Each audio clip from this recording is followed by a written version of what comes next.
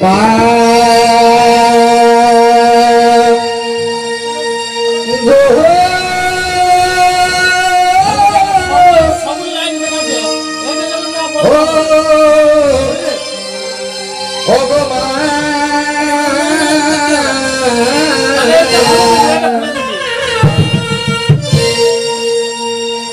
Omayasti Koisya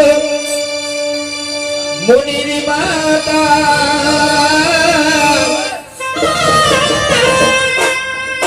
Bhavani Iba Sukistotha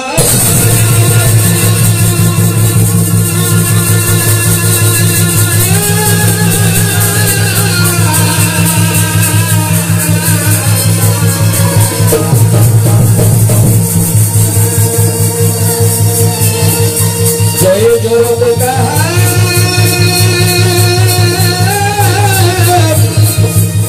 harmony रिपोतनी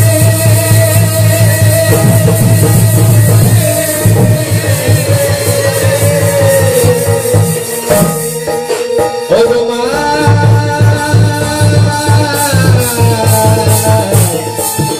Saraswati नमस्ते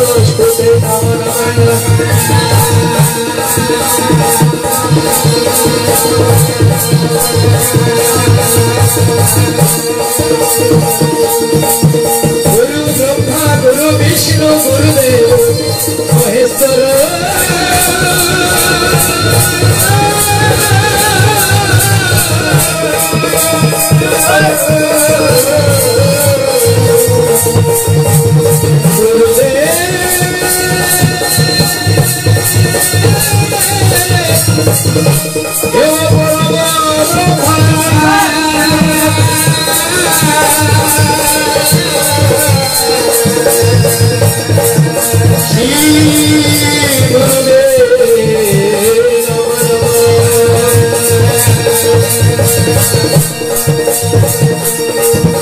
कृष्ण करुणा सिंधु दीनबंधु जगतेर पति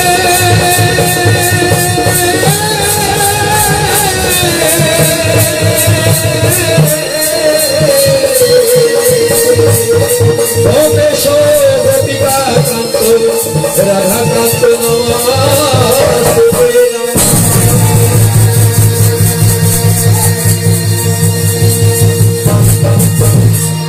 ओम वामन साई नमः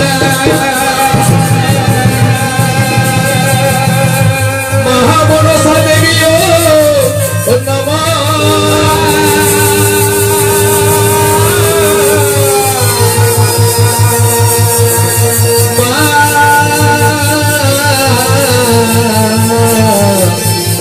मनसा देवी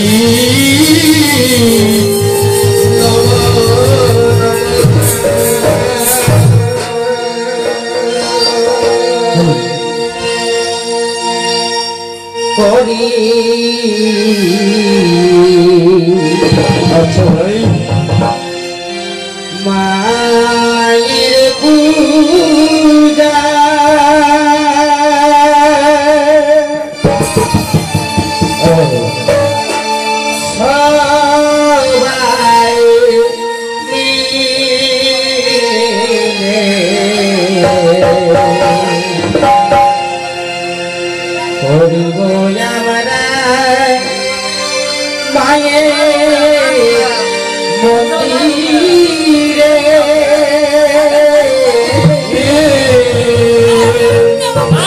सबाई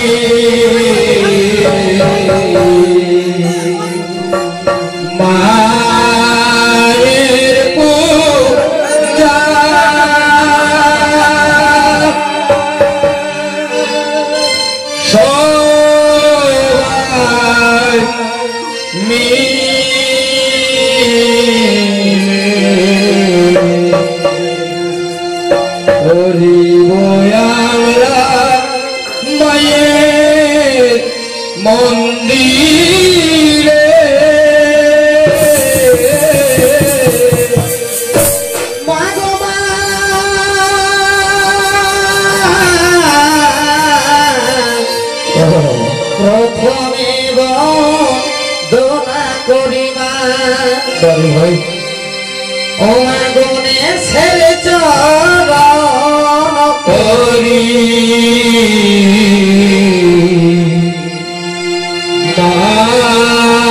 মায়ের পূজা সবাই মিলে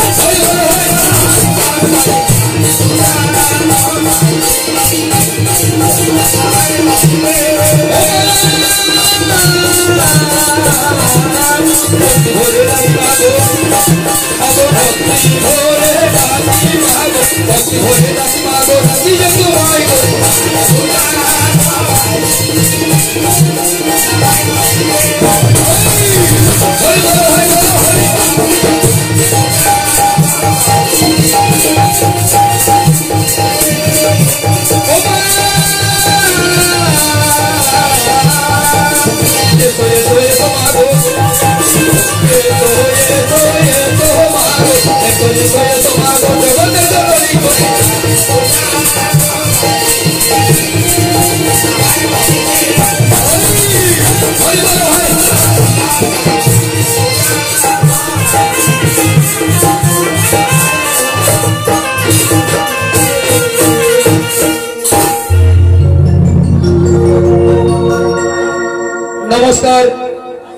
আমার জাত মঙ্গল প্রেমিক বন্ধুগণ কাকা ভাই বোঝা যে সম্পর্ক রয়েছে তাদের প্রতি আমার বড়দের জন্য শত কোটি প্রণাম ছোটদের জন্য প্রীতি শুভেচ্ছা তথা ভালোবাসা নিয়ে গোয়ালগাছ বিশ্বহরি জাত মঙ্গল পার্টি আপনাদের সামনে জাত মঙ্গল পরিবেশন করে শোনাবেন তবে আমার অনেক গুরুজন ব্যক্তি আছেন হয়তো অনেকে চিনা আছেন যেমন ওই যে ওখানে কাকা আছে অতি পরিচিত তাদের সঙ্গে হয়তো অনেকবার দেখা হয়েছে এখানে যেমন প্রশান্ত ভাই উনিও তো হয়তো স্টেজে আছেন কিছু কিছু পরিচিত আছে তাই আজ আমরা আপনাদের এখানে এসেছি আমরা ঘরের ছেলে গ্রামের ছেলে গোয়ালাগাড়া কোনো বেশি দূর নয় বাবা তবে হয়তো কি বলবো ঘরের মধু আর বাইরের মধু যাই হোক সে কথায় আমি যাচ্ছি না মায়ের কিছু কথা প্রকাশ করবো তার পূর্বে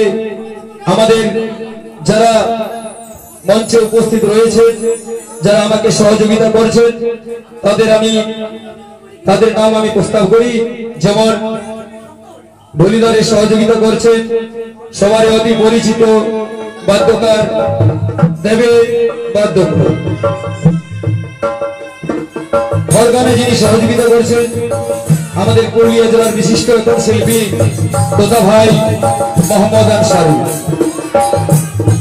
এমনকি তাহাতে বা তার সাথে সহযোগিতা করছেন আমাদের গ্রামের ছেলে প্রশান্ত কালেন্দ্র করতালে রয়েছেন সরোজ রবিদাস ঝুমকাতে রয়েছেন অম্বুজ মাহাতো দহারিতে সহযোগিতা করছেন ত্রিদেব মাহাতো ও বঙ্গমিয়াজি মাহাতো সজয় দর্শক মন্ডলী তথা আমার মা ভাই বোনেরা এখন আমরা তো পালাই যাব হলো এখন যে কলা আমরা পরিবেশন করে শোনাবো সেই কলার নাম হচ্ছে মা বিনোদের রসিক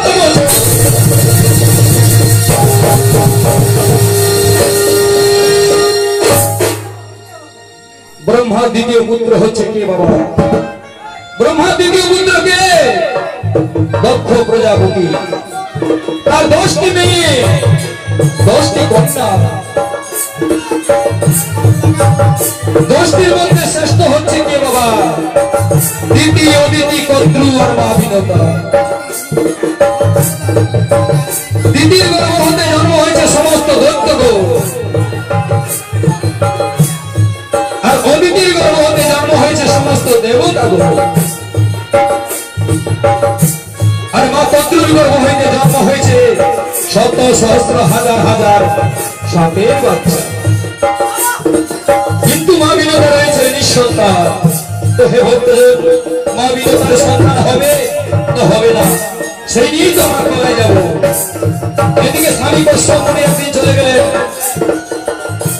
হালকা একদিন স্বামী কশ্যপ মুনি কি করলেন চলে গেলেন তপস্যা করার জন্য এদিকে মা বিনতা রয়েছে নিঃসন্তান সে ঘরের কোণে কাঁদে স্বামী গো আমার দিদিদের সবারই ছেলে হলো মেয়ে হলো সন্তান হলো কিন্তু আমাকে একটা সন্তানও দিলে না হাহাকার করে ঘরের মধ্যে কাঁদছে এমন সময় মা কদ্রু আজ চলে গেছে বিনতার বাড়িতে গিয়ে আর বিনতাকে বলে কি বলে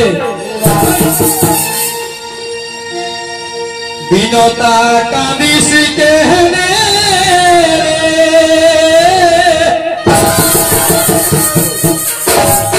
ও তুই ঘরের কোণে বসে কি হইল ও বিনতা ও তুই বলে দে আমাকে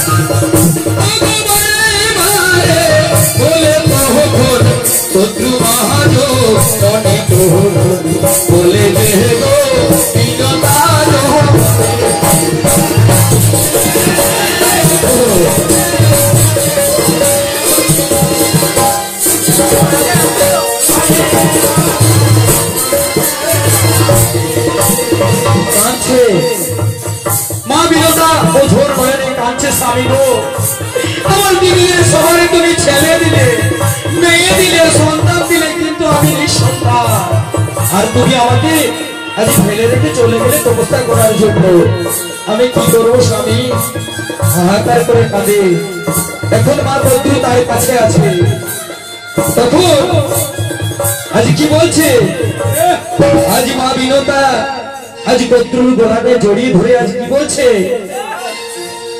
ও কদ্রুর গোলে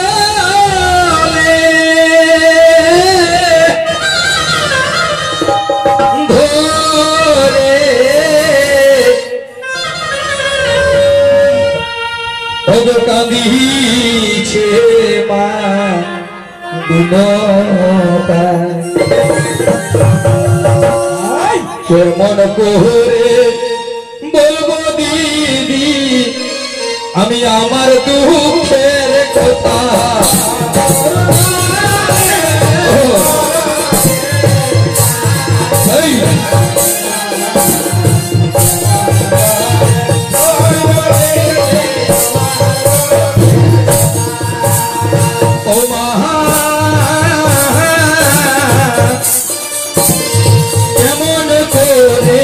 বলবো দিদি গো আমার দুঃখের কথা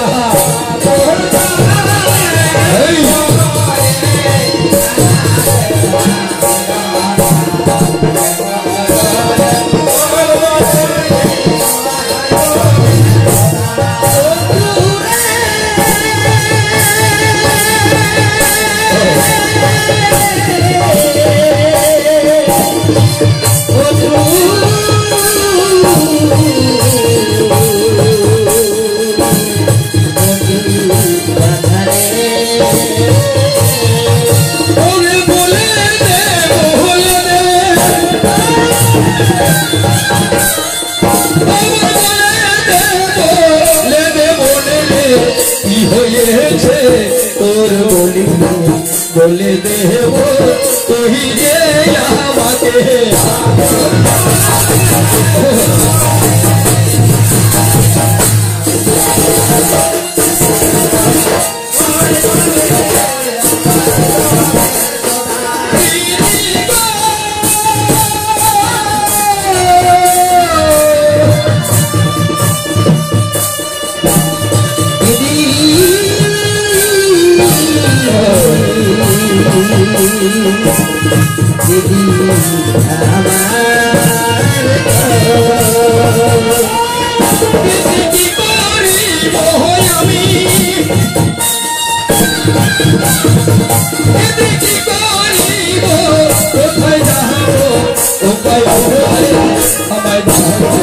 बोलो তুমি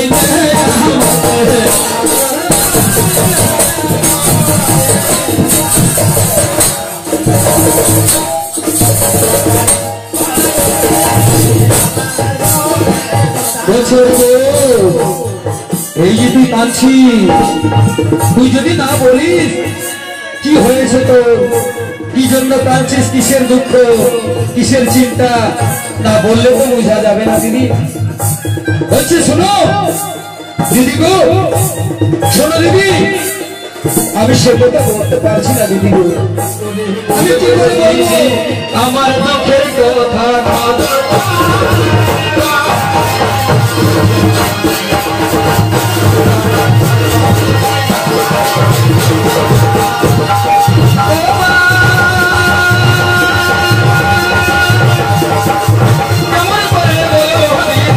আমার দুঃখের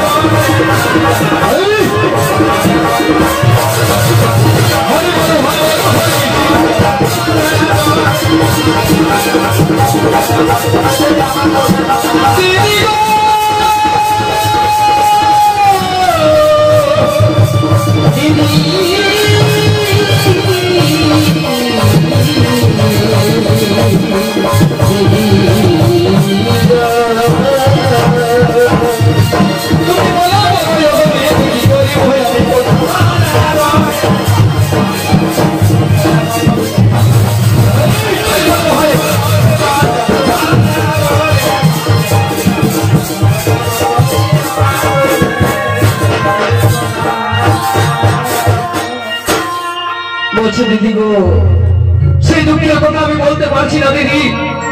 বলছে শোন বিরতা, তুই যদি এইভাবে কাঁদিস, তুই যদি এইভাবে দিন দিন কাঁদিস, তাহলে তোর শরীরটা ভেঙে যাবে, তোকে রোগে ধরে ফেলবে রে মন। তাই যদি মনকে ঠিক রাখতে চাস, মনকে যদি ভালো রাখতে চাস, তাহলে হাসি খুশি থাকতে হবে রে মন। তো বলছে দিদি কেমন করে থাকবো, কি করে আমি থাকতে পারি? তোমাদের সবার ছেলে হয়েছে, মেয়ে হয়েছে, তাদেরকে তোমরা নানা রকম জায়গায় ঘোরাতে নিয়ে যাও, বেড়াতে নিয়ে যাও, আর আমি কাকে নিয়ে ঘুরে থাকবো? স্বামীও তো চলে গেল তপস্যা করতে। বলছে এইভাবে যদি তুই দিন নেই চিন্তা করিস, তাহলে তোর শরীরের মধ্যে রোগ হয়ে যাবে। তাহলে শোন বিরতা, আমরা চলো বেড়াতে যাবো, চলো।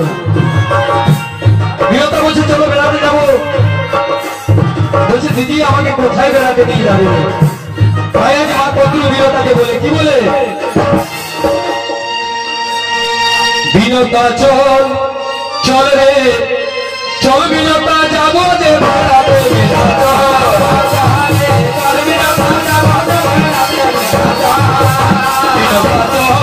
চল রে চল, বিনতা যাবো যে বেড়াতে, আমরা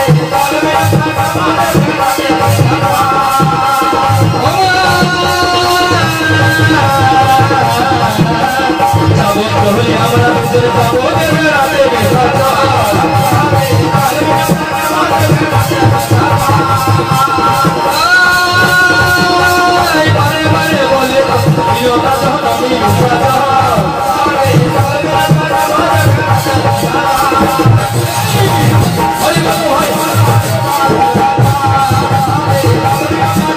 বেড়াতে,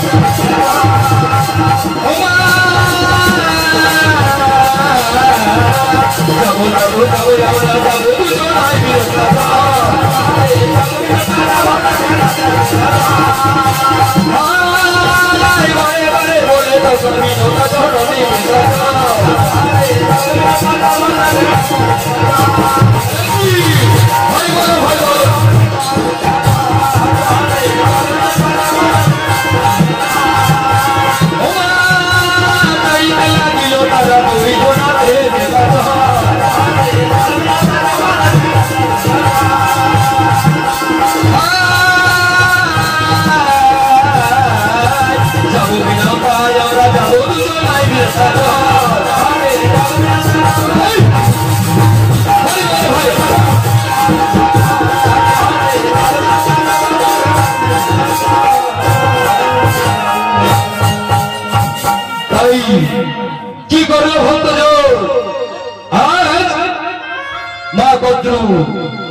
মা কদ্রু বিনোদাকে বেড়াতে নিয়ে চলে গেল কোথায় বাবা? সেই যে ইন্দ্রদেবের বাগান বাড়ি, অতি সুন্দর অতি মনোহরা, দেখলে সেখানে মন জমিয়ে যাবে। ঠিক সেই জায়গায় মা কদ্রু বিনোদাকে নিয়ে চলে গিয়েছে। এখন সেখানে যখন পৌঁছেছে, মা কদ্রু বিনোদাকে জিজ্ঞাসা করছে। মা কদ্রু বিনোদাকে প্রশ্ন করছে, বলছে আরে বোন, এই তো ইন্দ্রদেবের বাগান বাড়ি, তাহলে শুনবো তোমার কাছে আমার একটা প্রশ্ন। বলছে কেন দিদি, কি প্রশ্ন, কি কথা? বলছে দিদি গো বলো। বলছে শোন বিনোদা, শোন, আমাকে বলে দিতে হবে। আমাকে বলে করছে, বলছে আরে বোন, এই তো সেই ইন্দ্রদেবের বাগান বাড়ি, তাহলে তুই বলতে পারিস যে ইন্দ্রদেবের ঘোড়ার রং কেমন? ইন্দ্রদেবের যে ঘোড়া আছে সেই ঘোড়ার রং কেমন? বলছে দিদি তুমি কি দেখো না ইন্দ্রদেবের ঘোড়ার রংটা কেমন? আরে বোন, বলছে আমি দেখেছি বলেই তো তোকে জিজ্ঞাসা করলাম। বলছে দিদি গো, দিদি গো, ইন্দ্রদেবের ঘোড়ার রং হচ্ছে একেবারে পুরোপুরি সাদা। বলছে না বিনোদা, তুই জানিস না, তুই জীবনে কোনোদিন মনে হয় ইন্দ্রদেবের ঘোড়াকে তুই দেখিস না। কে বলেছে তোকে যে ইন্দ্রদেবের ঘোড়ার রং সাদা বর্ণ? ইন্দ্রদেবের ঘোড়ার রং কোনোদিনও সাদা নয়, ইন্দ্রদেবের ঘোড়ার রং হচ্ছে কৃষ্ণ বর্ণ। বলছে না দিদি, আমি বিশ্বাস করতে পারবো না। আমি যেহেতু ইন্দ্রদেবের ঘোড়া নিজের চোখে দেখেছি, ইন্দ্রদেবের ঘোড়া একেবারে পুরোপুরি সাদা, কোনো জায়গায় শরীরের মধ্যে কোনোখানে কোথাও দাগ নেই, একেবারে সাদা ধপধপে। এরকম বলে দিল। তখন মা কদ্রু বিনোদাকে বলছে শুনবো, ইন্দ্রদেবের ঘোড়ার রং যদি সাদা হয়, সাপের বাচ্চা, হাজার হাজার সাপ ছেলে দেখছে মা জননীর চোখে জল, এসে দেখছে মা জননী কাঁদছে, বলছে মা, মা গো, আজ সমস্ত সাপরা কি বলছে মাকে? ওই যে কি দুঃখে কাঁদিছ, কি এমন করেছিল যে তুমি ছোট্ট মার সঙ্গে তর্ক করতে গেলে? বলছি ওরে পুত্র, আমি ইন্দ্রদেবের বাগান বাড়িতে তোর ছোট্ট মাকে জিজ্ঞাসা করেছিলাম যে ওরে বিনোদা, ইন্দ্রদেবের ঘোড়ার রং কেমন? তখন তোর ছোট্ট মা বলেছিল জানিস বাবা, যে ইন্দ্রদেবের ঘোড়ার রং সাদা বর্ণ। বলছে মা, ছোট্ট মা তো সত্যি কথাই বলেছে, সে তো কোনো মিথ্যা কথা বলে না আর খারাপ কথাও বলে না। ইন্দ্রদেবের ঘোড়ার রং একেবারে সত্যি সাদা। বলছে তাহলে কি করে ঝগড়া হলো মা? বলছে ওরে পুত্র, আমি বলেছিলাম ইন্দ্রদেবের ঘোড়ার রং নীল বর্ণ, কৃষ্ণ বর্ণ। বলছে মা, তুমি জীবনে ইন্দ্রদেবের ঘোড়াকে দেখোনি, আর ছোট্ট মায়ের সঙ্গে কেন তুমি তর্ক করতে গিয়েছিলে? মা কদ্রু কাঁদছে। বলছে ওরে পুত্র, আজ তো শত শত সাপের বাচ্চা থাকতে যদি ওই ছোট্ট তোর মায়ের কাছে যদি আমাকে হার মানতে হয়, তাহলে আমাকে সারা জীবন দাসী হয়ে থাকতে হবে। তাই ওরে পুত্র, একটা কথা শুনে রাখিস বাবা, যদি আজ তোর ছোট্ট মায়ের কাছে মাথা নত করতে হয়, তোদের কেমন অভিশাপ দিব, তোরা জ্বলে পুড়ে একেবারে ছাই হয়ে যাবে। বলছে না মা, এত বড় কাজ তুমি করো না, আমরা যে তোমার সন্তান, এত বড় কাজ কেন তুমি করবে মা? এমন সময় আজ মা কদ্রু তাহলে বলছে ওরে পুত্র, আমার কথা তোরা শুন বাবা, আমার কথা রাখ, নইলে তোদেরকে আমি একবারে জ্বলে পুড়ে ছাই করে দেবো। তখন আজ মা কদ্রু তার হাজার হাজার সাপ ছেলেকে বলছে, কি বলে? ভাই বাছা যাহারে, ও বাছা যাহারে, ওই যে যাহা তাড়াতাড়ি আর নীলি বর্ণ করবি ঘোড়া, ও বাছা নীলি বর্ণ করবি ঘোড়া, ও তোরা রাত্রির ভিতরি বাছা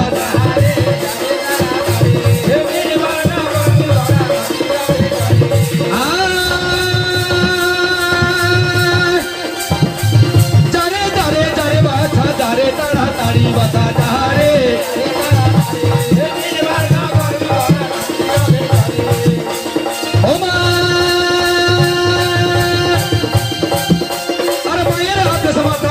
চলিতে লাগিল বাছা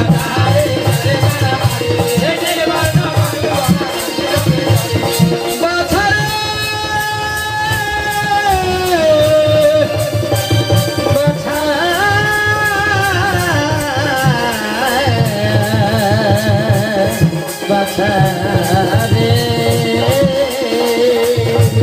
ওরে যারে যারে ওরে বাছা যারে তাড়াতাড়ি বাছা যারে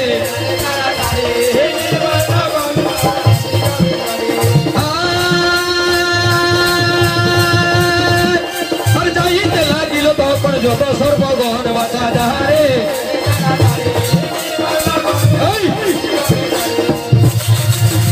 হরি বলো ভাই